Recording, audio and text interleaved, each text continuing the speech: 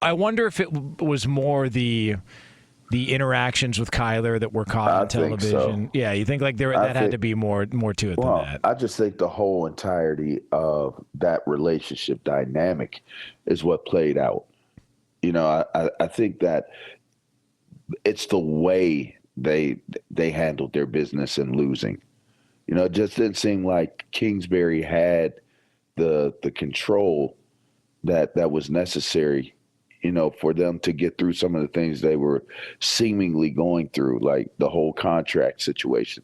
Now, I don't think he had anything to do with that in terms of how it was, the whole, limit on game time and stuff like that for video games and stuff like that. But I just, By the way, the fact that that's a real thing is just comical. I mean, is that where this started to go wrong? He plays too many video games. So. Is that where it started to go wrong? Is the video game clause? He plays too many video games. But even the offseason, just how Kyler Murray, he scrubbed his social media. He was showing that there were cracks in what was going on. I just wonder how deep that goes with Kyler Murray. Like, is there a thing where he has a lot of power in that organization and over influence of decision makers? Like, what? Because it just seems like this is based off of, is it going to be Kyler Murray's team? And if it's going to be his team, it's not going to be through Kliff Kingsbury. That's what it kind of, to me, is what it said in terms of why they would have gotten rid of, Kingsbury when they did. So I don't know that they're going to move on from Kyler, but maybe they do. And if they do, then that means that you're wholesaling basically what you have right now. You got to rebuild your team. So, I mean, that's a really, really big move to get rid of Kingsbury and honestly, to get rid of your GM at the same time. I mean, that's a really, really big move for this organization. I mean, I talked about it yesterday. I said it could go one of two ways. You either look at the fact of where your roster is and the situation with Steve Keim and what happened this season, and you say, I'm just going to take out the eraser and just wipe this whole thing clean. Because you can turn the roster over. And you literally can figure this thing out with a new general manager, new head coach, if you want.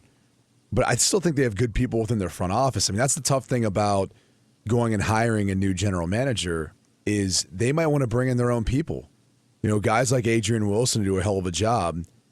They might end up being demoted. They could end up, being pushed out because you get a general manager who wants his own guy in there, his own lieutenants. So I can see why Michael Bidwell would want to do it at this point in time. I just think this is where, when you're an owner and you don't stay the course, now at 3, 4, 5 years down the line, you're looking for this team to actually be competitive again. I mean, you think maybe he makes a call, says, hey, Lincoln Riley, what do you say? No. Yeah? No? Like, I mean, if he's got to make it work with Kyler Murray because he's invested the money he's invested in him. I like the theory, but you kind of already did that once with Kliff, who was an advocate. Correct. I mean, fool me once, shame on you. Fool me twice. Shame on you. That's a great point. Can we run with that, Lee? Can we get that on Twitter? If we could just quote that and send that out, that's a great point. I wonder though how attractive the job is, because if you're a coach, you have to come in and tell Kyler Murray, hey, dude, put down the Nintendo Power Glove, get in the playbook, and let's try and work on something. Because the reason he was, drafted by Arizona, and the reason that whole pairing even existed is because they thought that was the perfect coach-quarterback combination. So now that didn't work, apparently, even though, it felt like it was on the way to working before this season and the injuries and all that stuff that you laid out.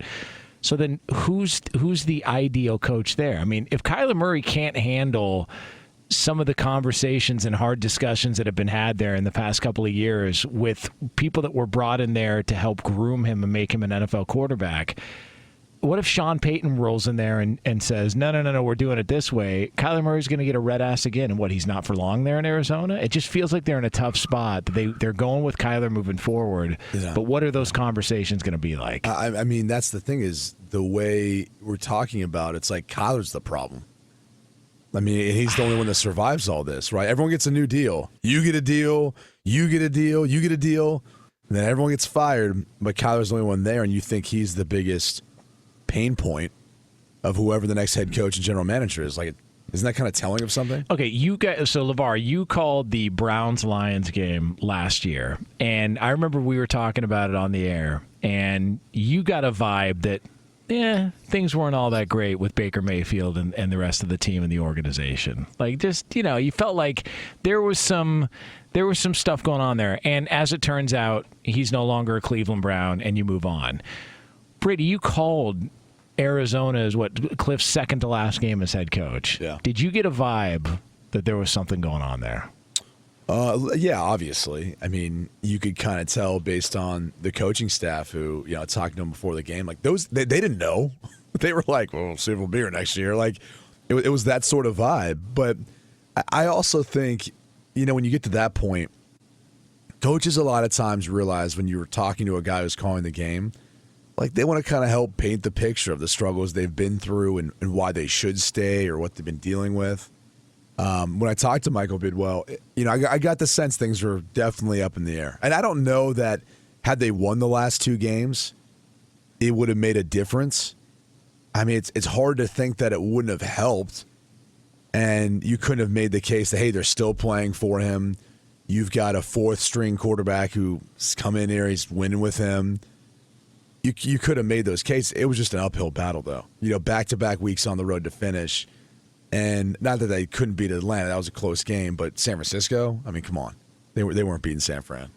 Yeah. So that's a wrap on Kliff Kingsbury's time with the Arizona Cardinals. But, hey, he's got So where paid. is he going to go? Where you guys think he's going? Well, or he's just going to sit back? He's going to sit back for the next 3-4 years? We threw this out yesterday on the show, and that was hijacked. I saw from Brady's buddy Dan Orlovsky. What about Kingsbury as offensive coordinator for the Patriots? I mean, listen, we talked about that yesterday. We brought that up on this show yesterday. So that could be an interesting pairing. I mean, Bill Belichick's back. Maybe Kliff Kingsbury wants to come back, or maybe he just takes a year off. He's got the money. I mean, it's not like he's got to be in a hurry. Yeah, he could take a little bit of time off. I mean, I don't know what the options would be. I don't know though, man. I mean, LaVar, you coach. Like, you guys are wired a certain way. Like, I feel like it's hard to take time off coaching.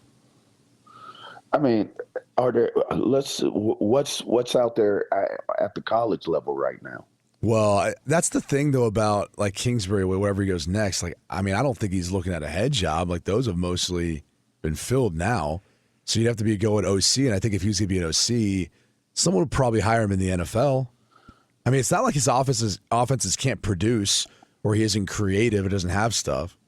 So I don't know. I mean, I'm not sure. I think an NFL OC would be what he's looking for. But again, like, do you want to do that and potentially, risk some of the compensation you're receiving from a team?